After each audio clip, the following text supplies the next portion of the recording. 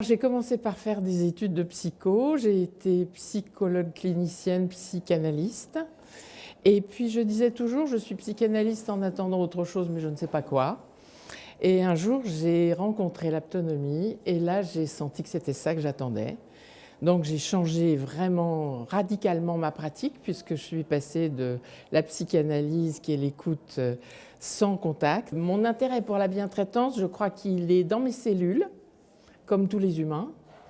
Donc je l'avais depuis toujours et je tempêtais beaucoup chaque fois qu'il était mis à mal. Les avancées majeures, c'est la réflexion des adultes surtout, parce que faire une convention des droits de l'enfant, c'est quand même un événement de réflexion pour les adultes. Ah bon, pourquoi est-ce qu'on est obligé de faire ça? Je pense que chez les enfants, ceux qui sont au courant, c'est pas tout à fait courant de savoir que les enfants ont des droits. Et ça peut leur donner évidemment une sorte de sécurité au-delà du couple parental, au-delà des structures.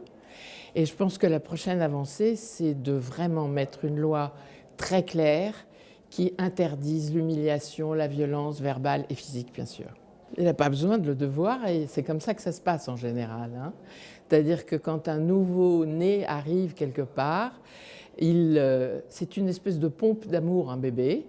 Et donc, il déclenche chez les aînés, en général, des réactions d'amour, des réactions d'attraction puissantes, qui quelquefois prennent des formes que les parents ne comprennent pas toujours.